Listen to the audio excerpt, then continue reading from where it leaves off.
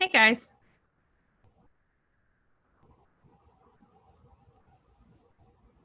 Hey there.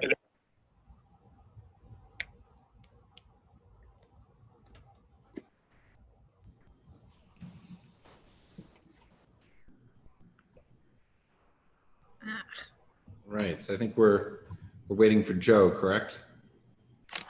Correct.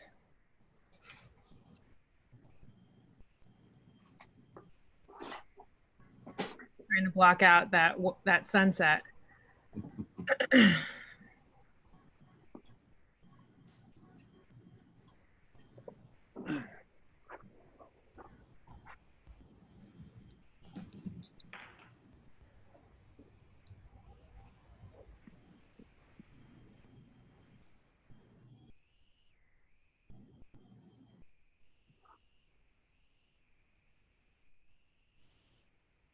What about Dan? He's joining us late. He has a Hudson River Park task force.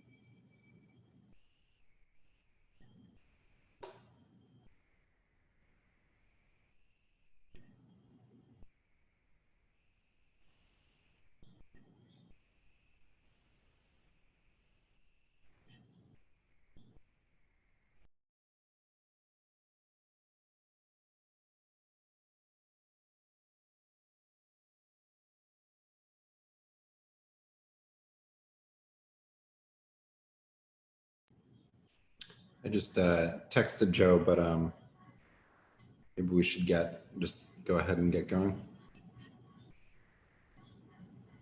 Sounds good. Oops. Great.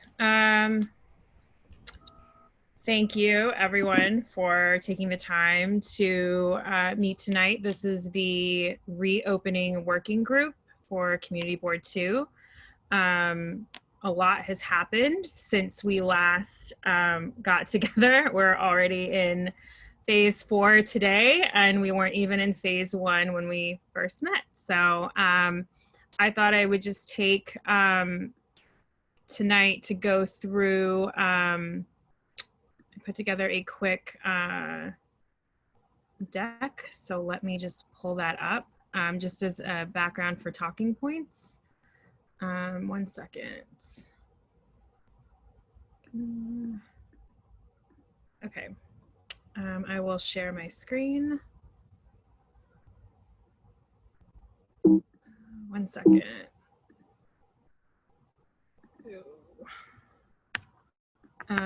But this is really meant to be a, just gonna take 1 second to pull this up.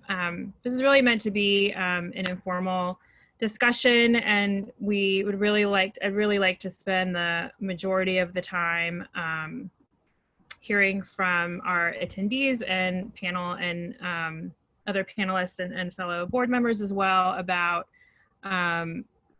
phase 2 and 3, and then kind of for what's next. So bear with me. I'm just trying to pull up the file.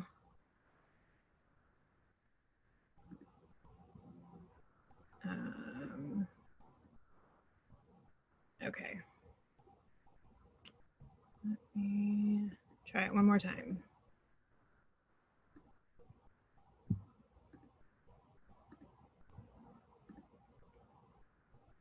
Great.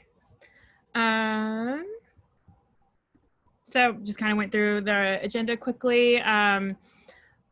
we'll just quickly go over what's happening on the open restaurant program as part of our discussion of phase 2 and 3, and then we'll go into phase 4. So this is just kind of the timeline that we've kind of had over the past month and a half, just kind of showing where we've been. Haven't really, looked back at this just to kind of see, we've just kind of seen something every 2 weeks. There's been change, but as we all know in real time, the change, it feels as though every day, every hour, there's something changing. So as you know from our last meeting, we had put together a 22-page package that we delivered to our elected officials, and I think a lot of the concerns that we're seeing were issues that we brought up and were criteria that we had hoped to see put into the final executive order and program that got delivered by the mayor, and some of them were not. So I think we're seeing some of that in the different things that we're hearing on our end in terms of complaints and whatnot. Here, this is from the New York, I think it's newyorkrestaurants.info is the site. This is just some data that was pulled. It's nycopenrestaurants.info if you want to go check out this dashboard. This is just a screenshot from it says Saturday and it's not Saturday, it's from today. So this just kind of shows in CB2 how many open restaurants there are as of this afternoon, and whether or not they have alcohol service, and whether or not they're using the roadway, sidewalk, both, or the open streets. So that's not 85 open streets, that's like 85 establishments that are part of the open streets restaurant program. Some other talking points to this, I would take that 765 number with a grain of salt. I went and downloaded the data from OpenNYC and kind of cleaned it up a bit, and there's a lot of duplicate applicants in there. There's some that may have applied for the program but did not end up opening. So I would take that kind of with that number with kind of a grain of salt. And again, that's on nycopenrestaurants.info, and it's an interactive tool. Just kind of the open restaurant program update. I know this is all, this is particularly to what happened on Friday. There was, the mayor announced an extension of the overall open restaurant program, which means kind of the outdoor dining, the roadway dining, the sidewalk dining, and the kind of the parklet, and then this temporary open streets for dining will end Saturday, October 31st. The hours are still the same. And then these are the street closures that will happen on the weekends. This is all in the open restaurants, the DOT's open restaurant page, but I just put it in here. You can kind of see it's kind of all throughout our district. We have about 38% of the, across the city, of the street closures compared to everyone else. And I think it's kind of all about the open restaurant program update. I'd like to open up the floor for discussion about, this is kind of just a marker, about phase 2 and 3, just from the other panelists, as well as attendees. So if you have something you want to say about what's going right, what's going wrong, or just in general about phase 2 and 3, we can open that up now.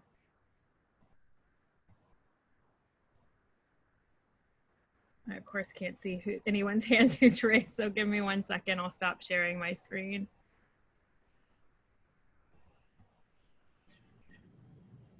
So I know that I'd spoken with Bob Gormley. Unfortunately, he left a little early today, but he had walked the district a bit this weekend and noticed that there were a lot of non-compliance with the borders of the restaurants as far as extending past the storefront areas.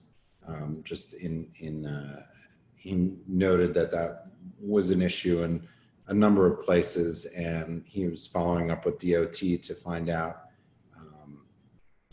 how they're doing enforcement. And I think that they had said to him that they were doing that earlier in the day and not in the evenings when people were actually set up for service, and maybe the seating arrangements were different than they were earlier in the day. But he had been in touch with DOT, and he had spoken to a few restaurants, and there was some conflicting information that was received back and forth. So it seems like there's still some questions as to what's going on the ground, so to speak, in sort of in the world of DOT visiting and giving feedback. So I'm sure I missed a lot of things that Bob had to say on that, but I just thought I'd chime in first.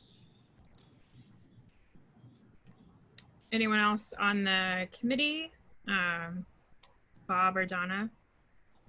Yeah, so Val, did the city take any of our recommendations? I mean, we had a huge level of recommendations. Did they take any of the recommendations on phase 2 and 3?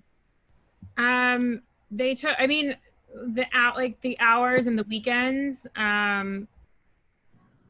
that's about it. I think I was trying to look through through the criteria that we had outlined off the top of my head. That was the one that stuck out to me. But there's a lot, we really harped on compliance as being one of the things, and that's still one of the, the enforcement is a big issue, both with people and how people are moving and staying, and as well as what Carter brought up, that Bob had mentioned about, Gormley had mentioned about the spacing and the moving the extension past the frontage that business has. It was very striking, Bob, which has come up over and over again, is sort of the inequity of the city's program, in that placement of restaurants and where they're located has really limited many places from doing any business and has greatly rewarded others. And that's really been a big issue. And it's especially a big issue as people look, and, as we all have seen, particularly in the West Village, some of the overcrowding situations where people are following all the rules to a T, and then saying, what's going on here? I'm following the rules. This is going on. I can't get any more tables. And then there's some other instances of people who are in some strange configurations, as many of our blocks are in the West Village, that their front spaces are just so small that they can have 1 or 2 tables, and yet the restaurants themselves are fairly large inside. And so it's something that we really took into account as we discussed this extensively, was the equity for all businesses in the community board, and that just hasn't been reflected. And I've had this discussion with a few people, and there's a lot of reservation about pursuing that because of a few of the bad apples, that we have seen, including, situations like on Hudson Street and a few other spots that have really been down on Spring Street or in the lower part of Lafayette Street. I mean, it's difficult to get people united behind continuing the discussions about equities for restaurant, given the lack of local enforcement by our local officials. And on top of that, it's difficult that we're not having local enforcement done, because those are the people who know our local businesses. And as the state goes around and does enforcement, it's not in all the right places. It's not happening at the places it should be, and it's happening at the places. Weirdly, it's applied in a weird way, right? Yeah. And I've heard of multiple instances of where it's been applied by, in strange situations, where, not to say that there was nothing going on that was wrong, but there was nothing happening when you've got 200 people standing outside, and you know, the reason that the White Horse, I think, was eventually shut down is because the 6th precinct really got involved there, and they were ignoring the 6th precinct's recommendations routinely, and they really made an effort to ensure that they sent, you know, their observations regarding that non-compliance to the liquor authority. And I think too, you know, we had recommended, and it was called out that community boards, you know, in the the order that came out, the executive order that came out, that there would be community board input on the temporary closure of the streets that just got announced, and there really wasn't for that. And then as far as like enforcement, you know, we had recommended a 30-day review period as an option for the auto renewal, and none of that kind of came to fruition either. So there's yeah, go ahead. So I think, you know, one thing that's been really nice is to see the great effort some of our places that don't usually have sidewalk cafes and everything have been able to do with their street sides, and that's been really great. I found walking around, there's like a handful of people that actually, to the T, I'd say, stick by every single thing with the spacing and not being on the curbside and being in the street properly. I've seen a lot of people have the tables by the curbside. And to echo what Carter was just saying, I think we did a really good job on trying to work things out so there would be equity for everybody and at least a conversation of trying to do that. And that's sorely missing from what's going on now. You know, if you're not in a district with a bid, you can't advocate for the open streets as easily. And as we've discussed, so many of the places are not in bids in our district. So I think the equity issue is still a problem with this. And yeah. I'd love to see a way to get them to address that, because I'm not seeing it happening, aside from the way things are being enforced also.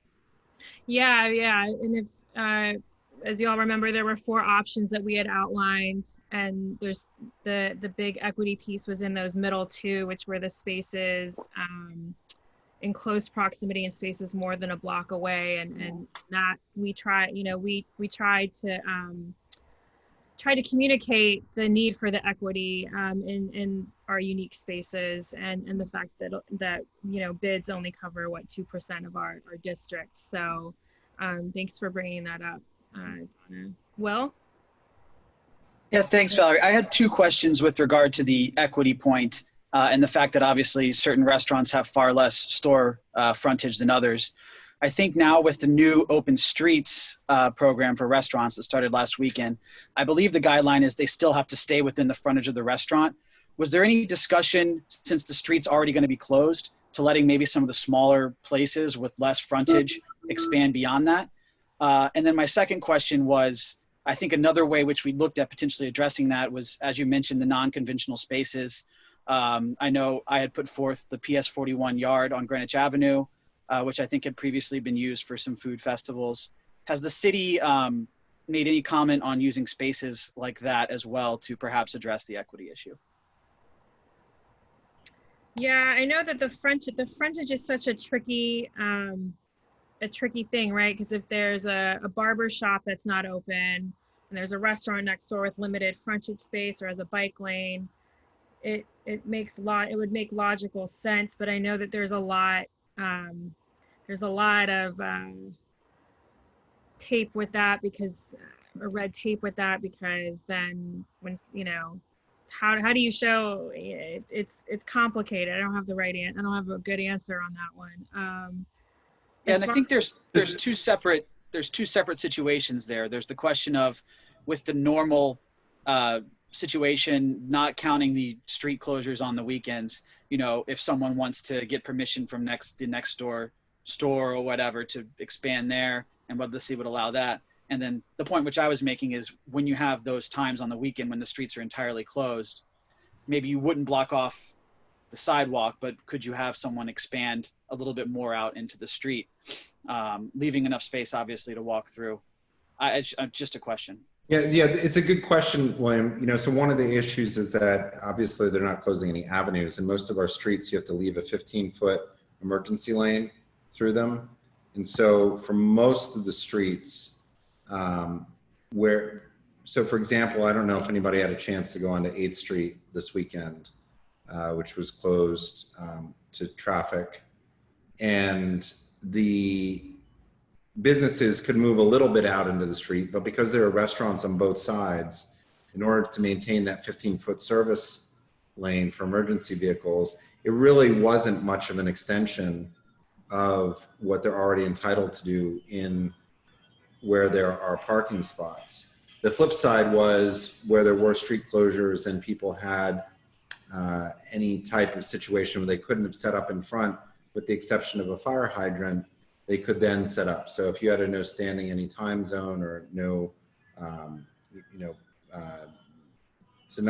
couple other situations like that, they actually could set up in the street. But most of our side streets are not wide enough that with that 15-foot lane that you get much more space. And that's really been an impediment, I think, to really offering much more to places than the roadbed programs already offer. And then as far as the city hasn't asked us anything. You know, we've had meetings with DOT. They haven't been particularly responsive. We ask questions, they don't have answers. They're not particularly interested in soliciting any new information. I think they're overwhelmed with the program as it's running. And as most people can see, compliance is a huge issue. There's a lot of confusion. And I think you're right, there's a lot of room for, you know, modifications to this, particularly in equity stuff. They just don't have the personnel to look into it at all, you know, and it's hard. And if you see places that have restaurants side to side to side, and then even if we were to close more streets, it wouldn't give many places much more because they can't expand. And that's why one of the things that we had suggested as one of the options is doing seating that's not immediately adjoining your business, so that if you close the street, you could better utilize the whole street bed for businesses. But there wasn't much interest in that. It's also pretty complicated. I have to say, after really seeing the experiments, it's pretty hard when you see trying to conduct service that's away from a business with the number of tables and seats and the number of employees that are required to do that. It's pretty complicated, and there's a lot of activity going on at the same time. And one of the benefits of roadbed seating is that it's permanent for most places, and therefore it's very secure, so that they can leave it overnight, so nobody's stealing stuff and knocking stuff over. So you have to have the protective barriers even on an open street. And so most places, I don't think, are spending more money to create more temporary protective barriers, and then they have to store them if it's during the week when they can't use them. So it's you know, one of the big complaints in which I would agree with is the city changed the program and the requirements, and so places had to spend a lot more money, you know, to come into compliance because they changed the rules on the fly. And so it's a lot of complication. But to what Valerie said, one of the things though is I think we might see a little bit more activity on this because it was extended to Halloween, the open streets restaurants, the open restaurant streets, I forget which, open streets restaurants, whatever it's called. They all have such similar names that Yeah. it's hard to keep track, but it's challenging. And I think, William, a lot of people are pulling back from their support of trying to help, given some of the things they've seen. So it's a challenge. What about the non-conventional spaces? That was the second question. Do you have any thoughts on that, Carter? Well, I haven't heard any. I mean, I think that I think we have 6 pop spaces, and most of them are not really appropriate for attributing it to one particular business for dining. Is a number of them, I think, are managed by the bids, and some other areas. And Valerie and I were actually discussing with Robin Rothstein earlier that those pops, you know, maybe should be, if there's sufficient space enough, should be made available perhaps to performance groups, like some of the small theaters that are able to do things outside. That might be a better use. We had just heard an application for our land use for the pop space next to the Dominic Hotel, and there was a lot of opposition to allowing that to be used by the hotel restaurant, because that space is supposed to be public space that was promised to the community in exchange for the extra height that was created there. So there's a lot of specific issues, but those non-conventional spaces don't seem to have a lot of support. But I think that, to your point, like the schoolyards and stuff, that's another area to explore, or even the roadbed next to the schoolyard. But that said, schools and education committee has talked about play streets and utilizing those spaces for the schools. So there's a lot of competing ideas, and so it's a challenge. So I think using the schoolyard when that might be better set up is maybe supporting play streets on the adjoining areas, supporting that. I don't know. There's a lot of competing uses. I'm just throwing that out. Yeah, I think there's the same issue that you mentioned before about it could be quite far from the restaurant itself, and then you have to carry the food and drink over a long distance. But that's one of the biggest issues that I've heard, is the equity side of things. You know, and frankly, I mean, it's like, look, there're just not enough customers to go around, and that's, you know, another huge issue. Right. Joe or anyone else on the? I think Bob has his hand up. Oh, yes. Yeah, so I, just to segue from what Carter said, to me, it does seem like right now we have a supply and demand issue. And there seems to be plenty of seats, and there are a lot of businesses that are mining their P's and Q's, and seems to be working so many places, except, you know, you meet up with the folks that were open at the very beginning, when everybody else is closed, and supplying local people with food. Those people are now, you know, they took a risk by being there and being open at the time. And they did fine at that point because there was more demand. But now that other places are starting to open up in and around those other places, they're hurting. And the reason they're hurting is there's no tourists. And the tourists, you know, a lot of our community board people leave in the summer, plus people are leaving because of COVID. So it's doubly bad. And then on top of that, you know, there's no tourists, and the people that seem to be coming in are coming in to drink. You know, it almost seems like where there's music being played outdoors, there's more people, and that's I think that's unfair. So it just seems like the music tends to drive people to the location, and there are so many other locations that are not doing that. You know, the equity part is troubling. Thanks, Bob. Yeah, people want to be where there's a scene because they haven't been in one for a while, and that's human nature. But it is can be troubling at times. Joe, did you have anything you wanted to? We're just talking about phase 2 and 3, and oh, I can't hear him. Can you guys hear him? I think you muted, No, Joe. I can't hear him. Oh, Joe? Oh, we can't hear you still. You're Okay. not muted on our end. You Yeah, look good. You look very good. We should get it out here. All right, Eugene or Patricia, anything to add here before I move on to other? Oh, unmute Patricia. On Hudson Street. Yeah. Leroy House. You know where it is, Bob. Leroy House and Merriweather. They have this symbiotic relationship. One's a coffee shop and Leroy House is a restaurant. So when the coffee shop is open in the morning, they expand into the other area. So they get more seating, similar to what they would have if they were open at, if they had indoor seating. And then when Meriwether is closed on the weekend in the evening, then Leroy House can then expand into their space. So they're maximizing their square footage. There's another restaurant, I'm trying to think, is it Bedford Street? It's a Greek restaurant, and they've used Mustache? what is Or it? Greek It's Taverna? Oh, the Taverna, Snack Taverna. Snack Taverna that's used this little cul-de-sac. Yep. Yeah, to expand their seating, but I'm not sure where else in our community board that other areas can maximize their space, because they didn't really have any square footage in front.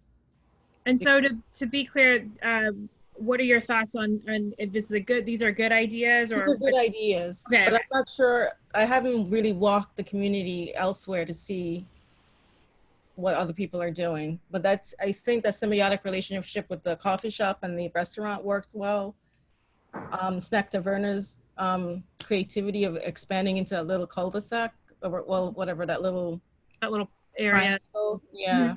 Those are two examples of things that aren't permitted, though, and that's one of the things that no, but it's people who are much more responsibly using space than places that are just blatantly, not appropriate. But it's a big challenge because we had offered to do a lot of this work, right? That's one of the things that we said, hey, we can have those conversations and we're willing to do it because it's important to us. And so not being included in a lot of these conversations is very complicated because we're not able to help work out some of the plans, just like in those cases that worked very effectively. The kind of the exceptions, right? I agree. I think those are two beautiful solutions. And to what Will was saying earlier, like, yeah, if two restaurants like that can agree to share that space, like that logically makes sense. It's creative and everyone wins. Yeah. But it's how do we scale that when it's not within, right, the program purview, the program rules, which is frustrating, to be honest. It's frustrating because we want to help. It's frustrating that I'm sure the businesses are frustrated with it, but they've found a way to make it work and they're just gonna go with it. Yeah, and I note that those two places were open from the very beginning, and they were trying to be open, whether it be takeout or otherwise. And yes, the Leroy House is opened up a little bit to the side, but there is no storefront just to the, I guess the north part. And the same with Snack Taverna. That's a creative way, even though it doesn't fit the rules, and they're not playing music and just people. Mm-hmm. Hey, Joe, are you back? Okay. Eugene, do you have anything you want to add before I go to the attendees? Wait, can you hear me? Yeah, I can hear you. I'm so sorry. If Eugene wanted to go. Oh, you can go ahead, Joe. I don't have much to say. I mean, I'm having observations as everyone. You're there twice. I know. I'm on my computer. Oh. My microphone isn't working on my computer. That's the issue. I don't know why. Yeah, no, I'm just having these same observations. I don't have much to add. I mean, I haven't been receiving complaints. David Gruber reached out about Marie Blacher, but I've walked by and they don't even have a big, they have, I think, what just a regular sidewalk cafe is. But yeah, it's interesting to see that there's empty seats at a lot of those tables, and it's just concerning. I don't know. I don't have much to add. All right. Thank you. Eugene? Yeah, I mean, as far as the restaurants, I mean, I guess in where I am down in Soho, I think our density isn't that huge for the restaurants. So I am seeing a lot of empty seats, but I'm also seeing a lot of people just congregating, just standing around, I guess, around like that little area in Lafayette, that little triangle. Was it Cleveland or whatever? So I usually walk really quickly past that at night. But But other than that, I mean, I haven't really seen a lot of problems. I mean, I've seen people like playing music and things like that. I mean, I don't think music's allowed, but I don't know that there's been complaints per se about that. Is amplified music allowed? Actually, is that I forgot if it's allowed or not. It's not, right? And that area that you mentioned is we have received a lot of complaints about that area. Yeah, it gets a little hard to navigate at night when you're a pedestrian. Yeah. So I just try and avoid it if possible. Are we talking any other questions about phase 2, phase 3, or just open restaurants? Just open restaurants. Okay. Before we jump, I just wanted to say that, really give kudos to one of our operators who's come a long way, and that's Bob. Maybe you can remind me of his name, or Joe, but the guy who owns Olio and Boucherie, of really starting off in one place, with us a long time ago, and really having one of the nicest and most creative outdoor dining situations and being the first one to do it. And I think you inspired a lot of other places to do that. So it's, I just wanted to point that out. But what's his name? I can't remember. I've forgotten, but he got the people on Christopher Street upset at him, but he seems to be doing fine on 7th Avenue. But really his setup has really been with the plexiglass shields and everything has really been a nice setup and a very creative. Great. Thanks for that, Carter. I'm going to go to Pete Davies. Hello. Yeah, thank you. A couple of things. For the items that were suggested that didn't make it into the regulations, one of those was clearance in proximity to residential entrances. That is, I see all sorts of places where there's maybe 30 inches clearance between tables for people to get in their front door. I find it interesting that the restaurant groups, when we brought that up 2 months ago, they were like, oh, that's a good idea. And then they never backed it up. They never supported it in any way, and it didn't make it into the regulations. So that tells me they're looking out for themselves, which I understand. I understand they're in a bad way. But this has to go both ways. And, I think residents understand, okay, this is a time we have to suck it up a bit, but it gets ridiculous in certain situations, and that needs attention.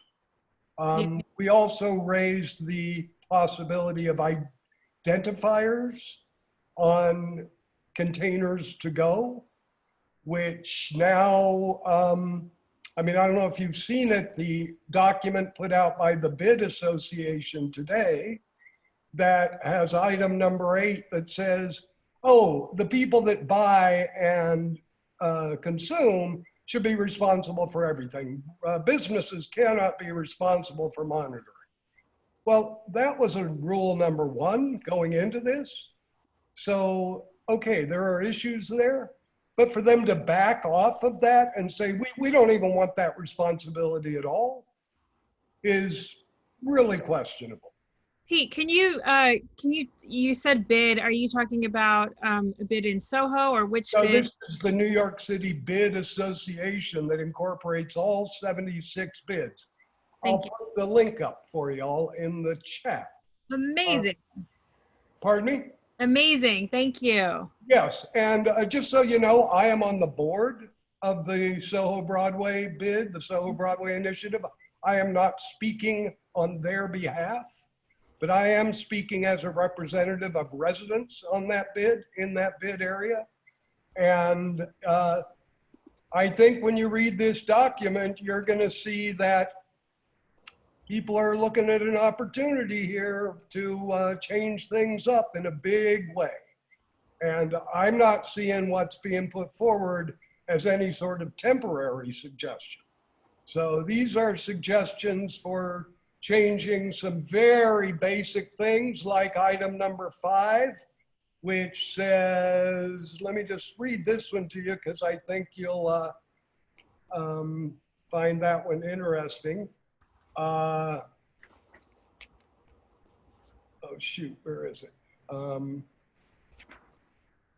The streamlining of state liquor authorities' procedures to allow for quicker approval of temporary and permanent permits.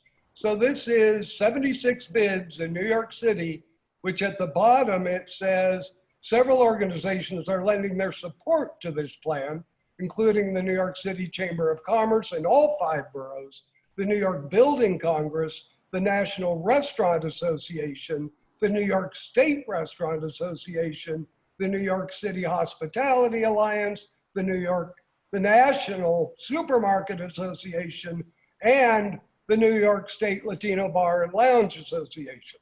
So this is proposal to the city, a call to action for the survival of small businesses in New York. And this is what they're proposing to the powers that be.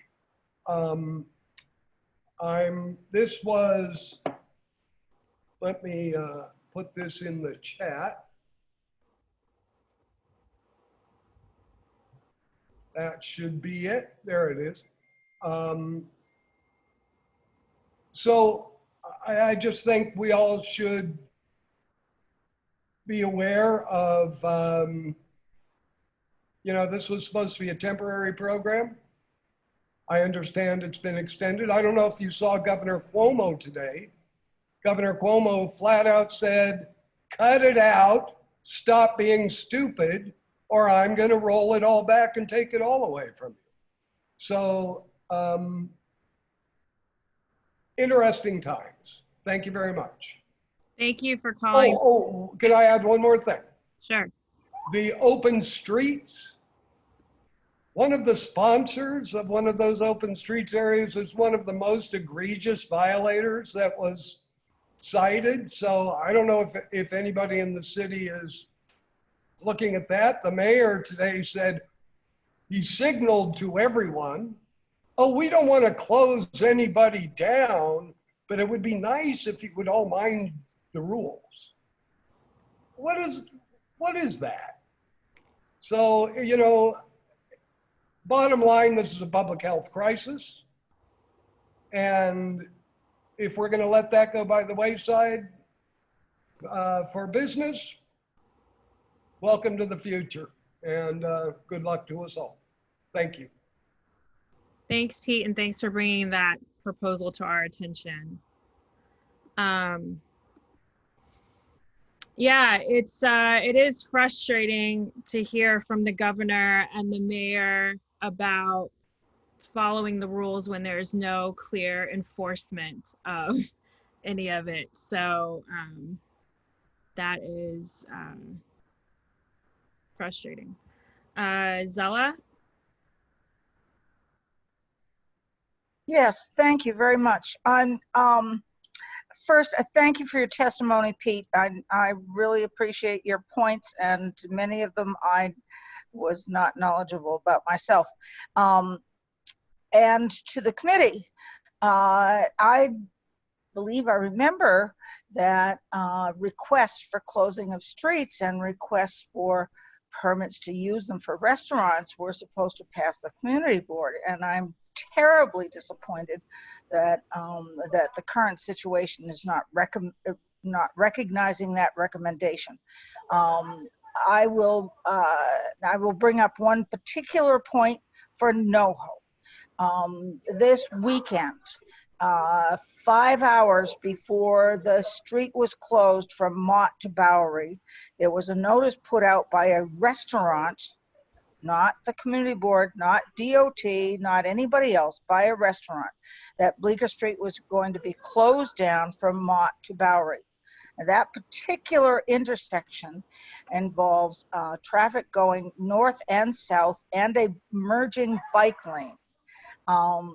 It is also a frequent location for emergency vehicles that need to go either north or south. So I would have raised objection or have asked for particular scrutiny on that part. However, there are 4 restaurants that are cheek to jowl from Elizabeth Street to Bowery. That's 1 block east of the Mott Street closure. That has taken up more than half of the road bed, certainly more than leaving the 15-foot passageway that would be allowed. Over the weekend, there were 4 emergency vehicles that had to slow down and move people out of the way so that they could get to the intersection of Bowery and get their emergency vehicles to somewhere. Okay. Furthermore, Cortino, which is the offending party, has started setting up at 9:30 in the morning when they are not allowed to even set up before 11 o'clock in the morning. They have blocked the sidewalk additionally to blocking the street. And there isn't any enforcement of any of this. I have to say that Besu and Cafe Vaughn and the coffee shop at the corner have been most respectful and have stayed within their 8-foot capacity in front of their restaurant. They're very small places. They can't expand left to right as some other places can.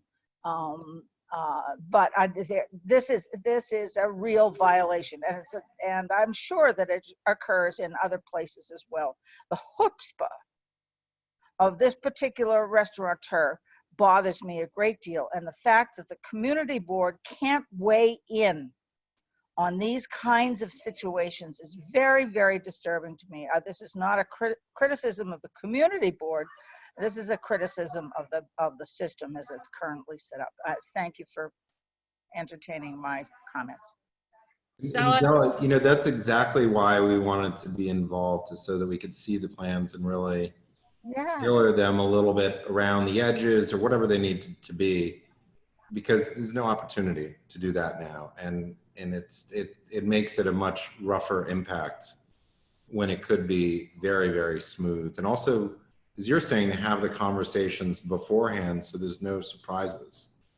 Yeah, I agree with you. I'm endorsing your recommendations in every possible way. Yeah, because it sounds like you heard about the closure from the sign, and it was kind of like, wow, this just came out of nowhere. I had no input. None. And then to have then on top of that an egregious violation by one of the participants, it's very frustrating. And just so you know, Zella, nobody found out, including the participants, until the day before that was approved, or the night of. Well, one of them was way more prepared than the other guys. Well, people knew they had applied, but nobody knew that the city was going to actually approve who they were going to approve, because there were a number of other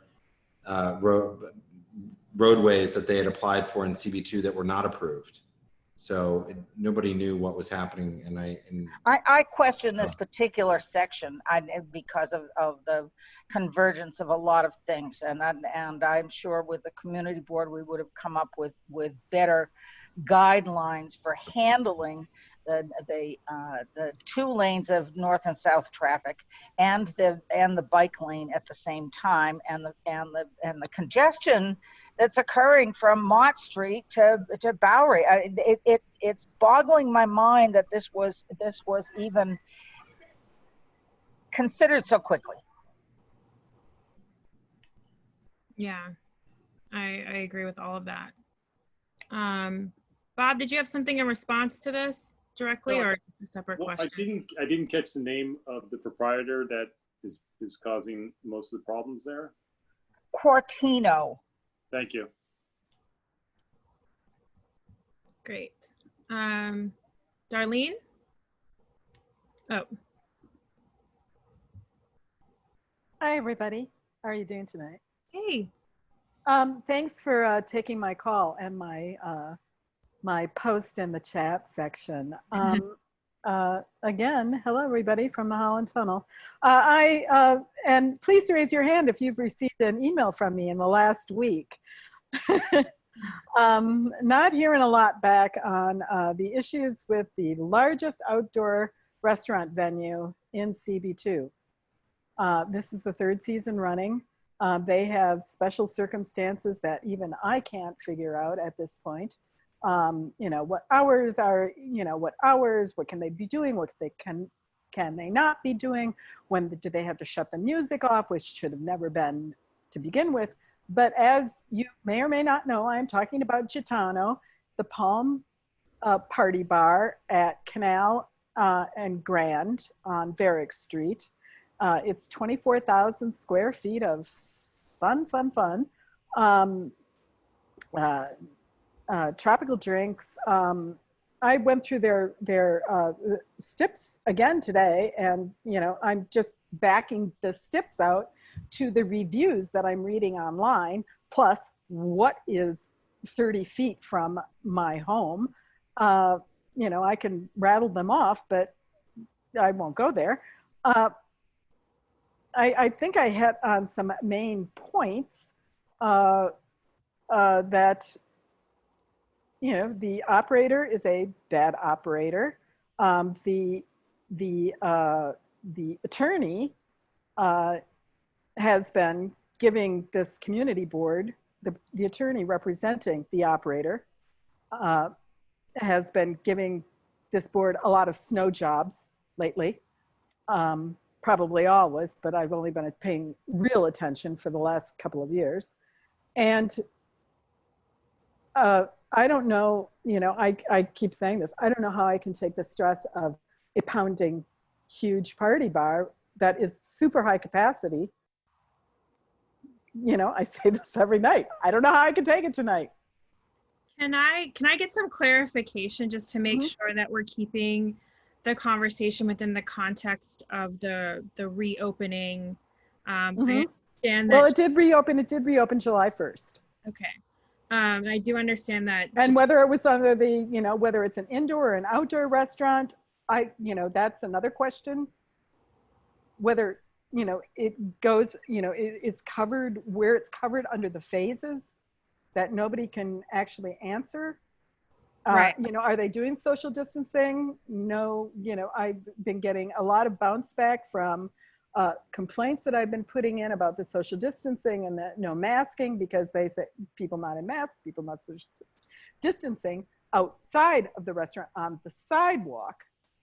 I can see also we have, some high tech surveillance cameras down in, and we can see what's going on, that people are not social distancing or wearing masks inside, that there are crowds. So, besides the pounding party music, which is the attraction, as you said yourself, Valerie, very astutely, that, people want to be where something is happening, the kids want to be at the party.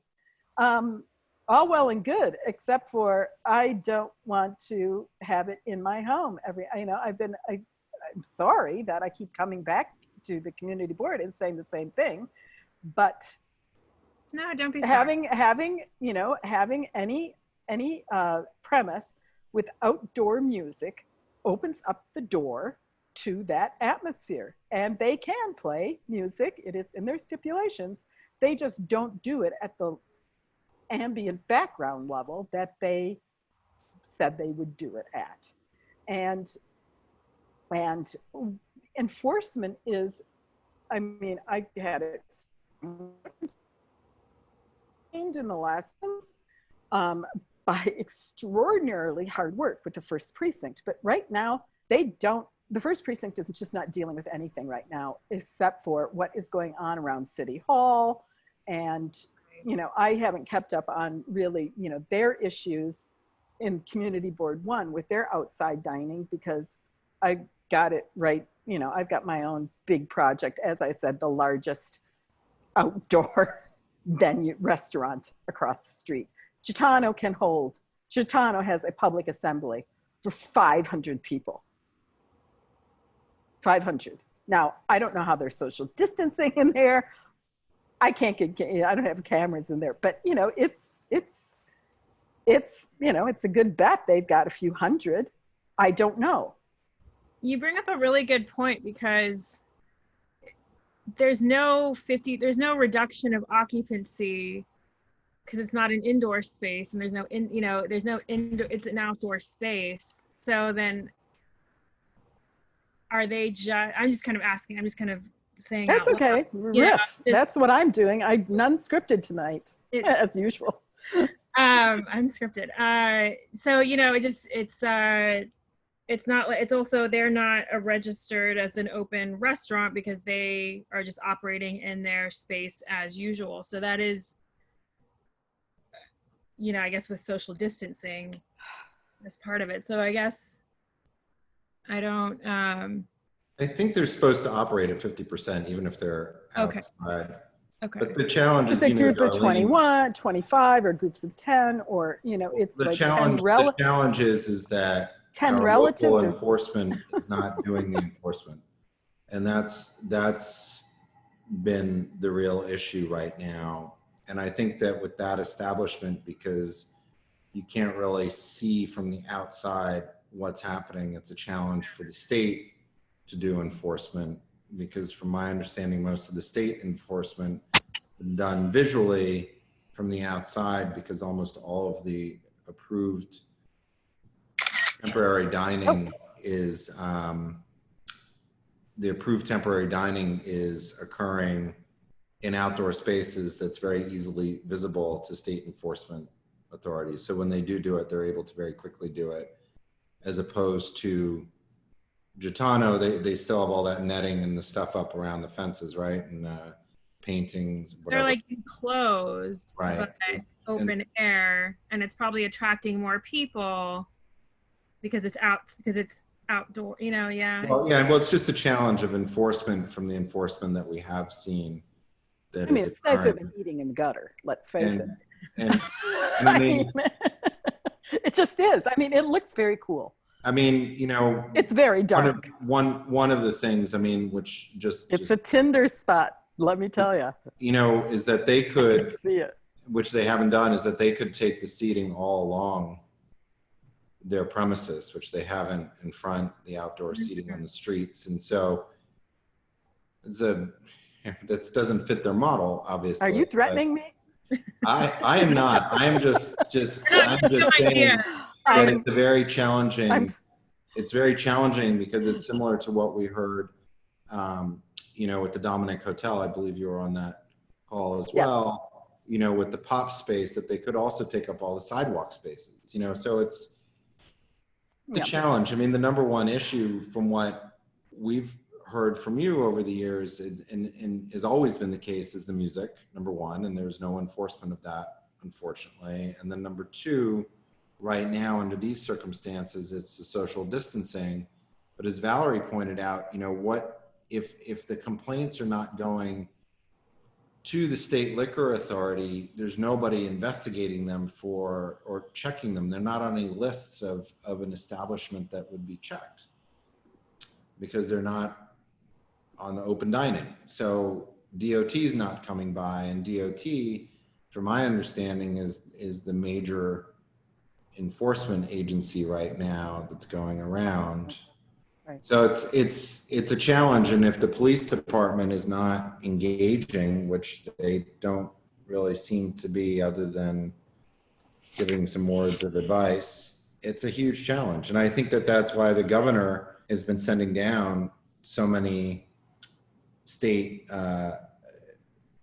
folks to do enforcement, you know, from the city sheriffs to the New York State Fire Department or fire services. They've got, you know, trucks wandering around giving out tickets for things like social distancing and such. So there's enforcement happening, but, you know, how do we get some of that attention focused on can I actually doing it? May I interject just a bit? What the governor has been saying, and said very clearly, is every rear end goes in a chair, in a seat, to dine, and drinking is optional. That's what the governor has stated for restaurants to be open, whether they're serving on the street, whether they're serving in their patios. That is what the governor has mandated. Or that's what I understood. I mean, he did specifically say, no milling around, no milling around. And I can tell you, I got a lot of milling going on here. And it's not only when you say, yes, you know, loud music and drinking with a lot of people begets very loud people. So I understand, like, several restaurants in a row. Think of this as several restaurants in a row opening up for open dining, because that's what I have the capacity for right underneath my windows. So I'm one of those people that could live on any street where there are 3 or 4 restaurants and they're all doing open. I have one big one, and I've had, and I have a long run of experience with it. Now that lot is in an area of a bid, the Hudson Square bid. And I have contacted them and said, could we have a conversation about, how the operator of this premise can better associate themselves with the residents right across the street? And they were very conciliatory. Oh, we understand your frustration. Yes, yes, yes, yes, yes. It only gets worse every night. Darlene, I really thank you for and I put in complaints with the SLA. I've put in, I've gone to the PR firm for the owner of the property so they can relate a message, because I'm feeling like the last gasp here is that I have to file a lawsuit at this point. And frankly, with who owns that lot, the size of it, what is going on in the city right now, this might be an interesting media story. That's certainly your right to do so. Yes. Thank you. Why, thank you.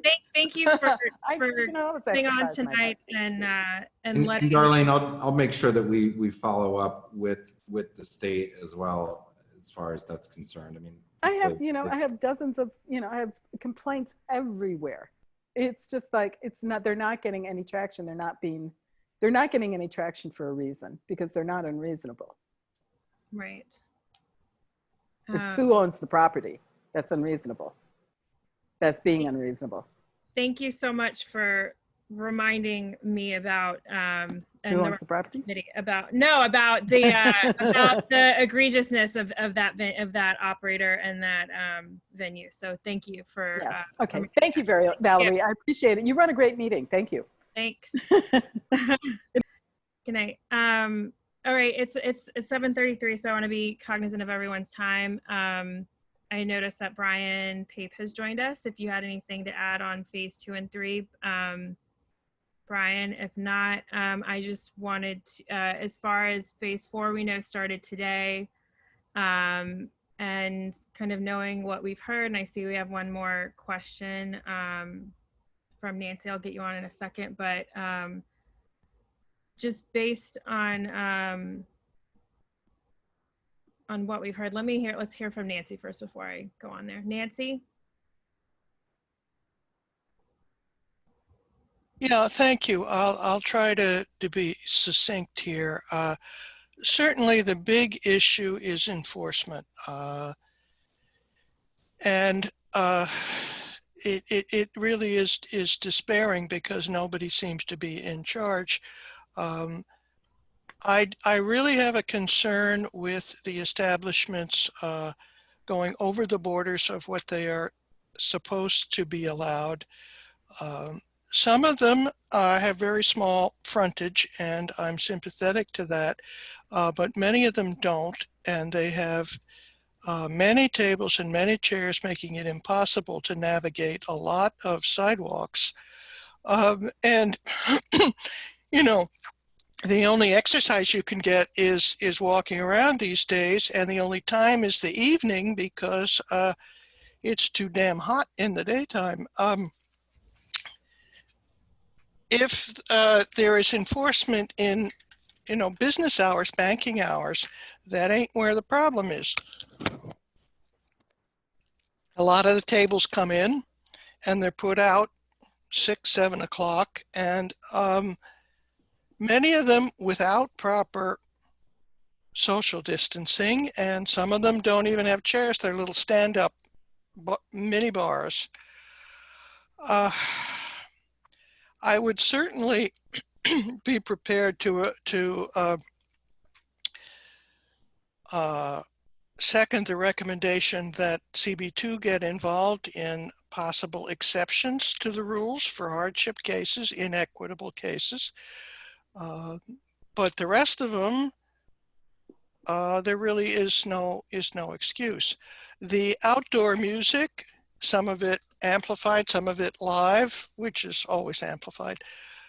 I did not see anything in the city rules about this being limited or prohibited. And of course, music has never been permitted in outdoor cafes, even in closed outdoor cafes. So I really think that should be a prohibition that is explicit.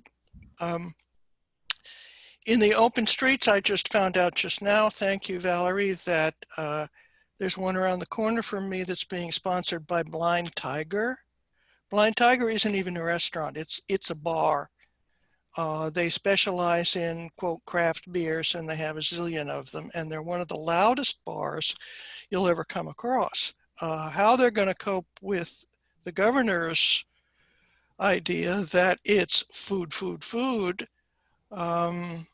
good luck, guys. Now, just one final thing. I understand that this is a self-certification program where you're supposed to file with, I think, DOT. And I don't know, maybe you can help me. Are any of these plans available? Can they be found? Can someone say, your plan isn't kosher, you have too many tables, they're up against the curb as well as against the building?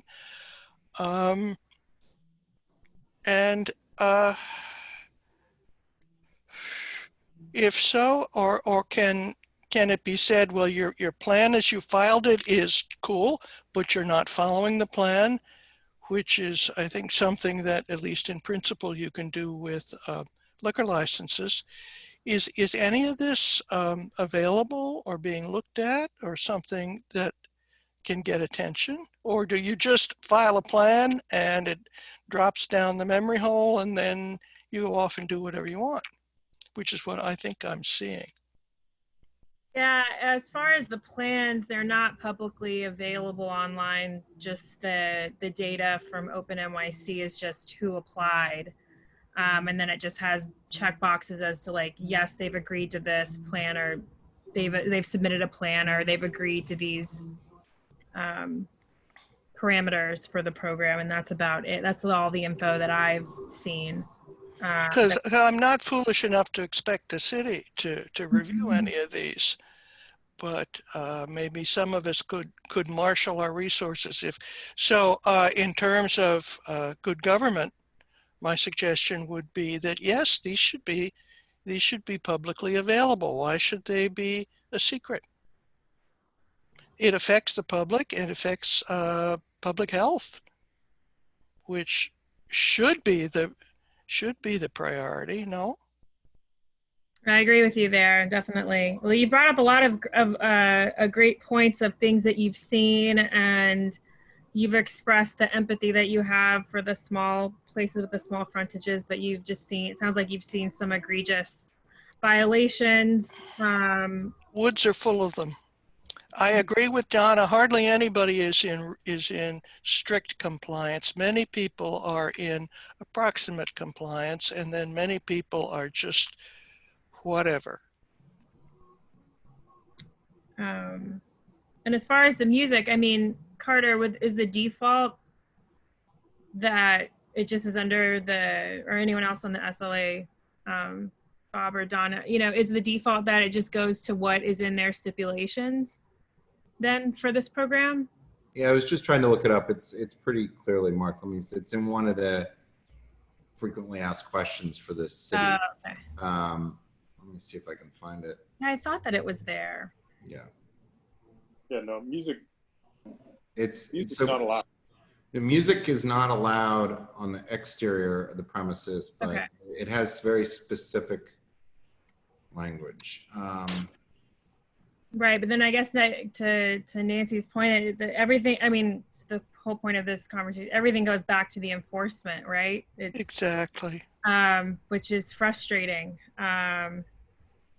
very frustrating. And you brought up an interesting point about the inequitable cases, I thought, as well. And the idea that the enforcement that is happening, the little of it that is happening at the wrong time. And so it's all becomes moot then, right? If they come in the middle of the day and the program's not set up or they can't adequately see it in real time, there's what's the point of enforcement in the middle of the day for? Yeah, you're not going to get this milling around at 3 o'clock Right. in the afternoon, you know, if you think that's the issue. Right. Well, thank you so much for bringing these up and for attending tonight. I appreciate it. Thank you, Valerie. I think that's it for the attendee questions. So we kind of heard a lot, you know, we've heard everything kind of going back to the enforcement, some creative solutions. You know, do we think, is there something here that we need to put into a resolution? Is there a resolution that we can, that comes out of this? If anyone has any opinion there. Yeah, I don't see a resolution, but I'm curious, you know, in terms of the latest phase, the open streets, what information do we have from the city of New York? I mean, what is the outline of what they're planning to do? Have they given us any information? Not to my knowledge. I mean, I don't even think it was really fully even communicated to us. I mean, the email that I put together about it was just things that I had heard and seen online. And the decision making as to which blocks would be designated for that purpose? Yeah. I mean, none of that, you know, they did have a line, you know, in the executive order about the consulting with various groups and community boards was just kind of in there, but there was no formal process. There was no heads up we were given. There was no, oh, we've actually, you know, I know there's definitely an operator on there and definitely not two operators on there that we've received a lot of complaints about, and as well as areas that, you know, we could have weighed in. But we were given really none of that, an opportunity. There was no sort of heads up, you know, hey, is these thumbs up or thumbs down? There's none of that communicated to us at all. So it was just, I heard, you know, when it was announced, announced by the mayor. And it was announced last Friday or Thursday last week? Last Friday, I believe. Thanks. Yeah. Carter, I see you dropped some stuff in the chat. Yeah, I just put in with respect to music. So I put the link in there to the reopening. That's right. Thank you. The restaurant reopening, restaurant and bar reopening toolkit from the city. There's a link at the bottom, but one of the questions, am I allowed to play amplified music outside? The answer is no. Music cannot be played in your outdoor seating areas. Only ambient music emanating from your indoor space is permissible as long as all DEP noise code for commercial music are followed. Thank you. So, and there's a link to the DEP portion of it in the restaurant and bar reopening toolkit. So that's really handy. I would suggest downloading that link if you don't have it already. It's not, I couldn't find it except for that specific link. That's the only place it's referenced. And see, I think you scan a QR code to get to it normally. So it's a good reference for. Donna, did you have something? Oh, that you waved. So I'm going to go back to that deck really quickly. I'd like to now just quickly, again, I know it's 7:45, so I would like to wrap this up. But as far as for phase 4 and beyond, I'm going to, let me just pull this up. For next month, which is going to be August, which is crazy. These were kind of I think these have kind of been mentioned in passing. So I wanted to put these out to the committee of kind of 2 sessions we'd like to hold next month, and just also open it up for discussion about what else can our committee look at in terms of having the foresight looking forward. You know, offices? Is it other kind of, what are the other reopening areas? Would we want to build another kind of session around? So the two I've got on here are Restarting Together Museums, which would be a joint meeting with arts and institutions.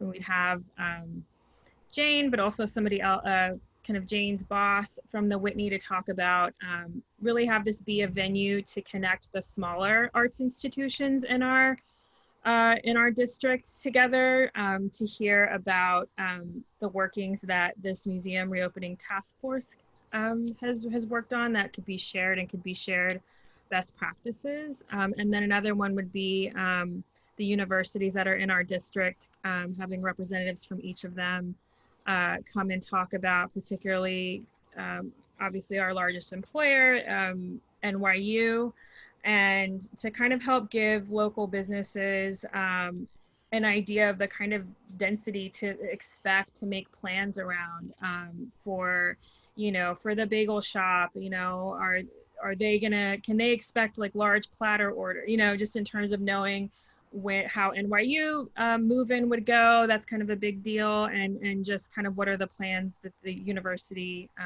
NYU, the New School, and then the Cardozo Law School have. So are there other areas that we should be looking at for either August or for September? You know, we could do these as daytime webinars as well, so they wouldn't need to be as kind of as super thought out. So just love to know any thoughts from anyone. Do you agree with those? Do you just any other thoughts of what else we should be looking at? Val, just to kind of go back to what we were discussing previously, at least in terms of notifications on the open, you know, the open blocks, the open streets for restaurants. I mean, maybe we should be writing, I mean, who's making the decision? Maybe we should be writing a letter saying that we'd like that as a community board, we haven't been, we've done this, we've done that, you know, we've done a lot of things and made a lot of suggestions, but we haven't been a part of the process, and that, you know, going forward, you should make us a part of the process, something to that effect. Okay. That's, you know, is a proposition, not maybe a resolution, but certainly a letter to that effect. Okay, that's a fair point. Thank you. Will? Yeah, I agree with Bob, and maybe it can even be expanded for, you know, anything relating to the reopening process. And I know some of a lot of it's controlled by the state, so maybe that's outside of our mandate, but obviously the city is going to be deciding on the implementation of some of, you know, the parts of these phases. So I would say it should extend beyond just restaurants, but, you know, once we get to these other institutions that you mentioned, I think we should play a role as well. Okay. One of the hard parts about that is these decisions, nobody even knows about them before they're made. And, you know, if anybody was watching the borough president's meeting on Friday, on Thursday, excuse me, the borough service cabinet meeting, the borough president had announced she had just gotten a call from the governor's office telling him what's happening the next day, and that museums were not going to be a part of the indoor reopening for phase 4 today. And that caught all the major institutions completely off guard, as they had no forewarning on that. Just to give you an idea of how little communication planning is going on with each of these phases. And it's not inconsistent, you know, with when we're receiving notice of, you know, even the streets being closed. They don't really give advance notice on this as much as people think that that's happening. But to be on a main call, I know the borough president just say, I just got off the phone with the borough, you know, excuse me, at the governor's office, and they let us know that, you know, museums aren't going to be opening inside. And then we had I talked to Jane from the Whitney, and I mean, they were completely caught off guard. And, you know, and so it's just the way this is happening is not, there's frankly very little planning. And I think that that's one of the big, huge issues that we're all having, even though we're volunteering to be a part of that. It's just not happening. It's very frustrating. And what I'm hoping is that now that this program is extended to October, at least with the restaurant stuff, that we can't, so we have quite a number of weekends left that it could be well worth the investment for places that haven't gotten involved to get involved, especially in non-traditional areas, if they would be willing to contemplate examining non-traditional areas. Do you think that would be us gathering who that is, or? Well, I think they'd have to just announce that they'd be willing to do it. I think that's step one, because, the people who know best are the operators, and what they can and can't do. I've had an opportunity to speak to a lot of them, including ones who aren't even planning on opening, because they said it's just not worth it, to the ones, right now, to the ones that would love to do something, but there's no place to apply to. And, the warm days are passing by with each week, right? And so it's, Right. It's the slow season right now. You want to get up and running and get it set up so you can be in top, gear for the busy. Yeah, and there's definitely, there's definitely places that fit in those two middle categories that we had initially outlined that had written of interest to us, but they don't fall in the current program, that are being kind of left out. So that's a good point. There's anything else? I saw that someone had put about schools, and Zell had put in about schools. Yes, the education committee is working on the play streets, and some other initiatives that Patricia might be able to expand upon. Another great example of trying to reach out to somebody, to find somebody to talk to about play streets. Right, we can't find anybody, or the link is not live to allow the schools to fill it out properly. So we're always checking, but we are planning a meeting in August. So look to the CB2 website, and we are conferring with our local schools in our community to find out what their reopening plans are. I mean, the DOE has not given us a direct mandate. They're still engaging with parents still. And I know that certain schools are doing their own surveys to hear from parents to see if they want to send their kids, who will not send their kids, and so forth. So it's an ongoing dialogue. So we will have a meeting in August. So check back with the. So August, is it August 6th or 7th is the big sort of date when they find out, survey with parents of who's going to be doing fully remote versus. Yeah. In school, yeah. They give them that as the date to let them know by who's going to have their kids stay home or not stay home. And there's so much that predicates so much, the ripple effect of that for everything else that affects reopening as well. And I think the federal stimulus spending, right, that they're discussing right now has quite a bit of money potentially earmarked for schools, right, which would perhaps determine some of the way any extra space might be able to be acquired or anything like that, right? I mean, I don't know. I just noted that schools spending was a big chunk of that discussion. Yeah. Great. Well, if nobody has anything else, Carter, am I missing anything? Then I guess if people have ideas on anything else they'd like to hear about that really, with a few weeks lead time, that would help anybody with as far as establishing any planning or any type of things like that for reopening, we'd love to hear about it. Universities are a big part of our community, and that's something that people can plan around, and having a better understanding of what what that experience is going to look like for their students and faculty, and how they're going to move around. Museums are a big cultural institution. We're hoping at some point to perhaps do something similar with theaters. It seems like a little bit premature at this time for that. But any of these things, any types of activities that draw people to our community on a basis, that people can begin to plan around and looking forward. And if you have any ideas on stuff we can do on that, we'd love to hear more about it. Great. And I will adjourn this meeting. Thank you everyone for coming out tonight. Being here tonight virtually.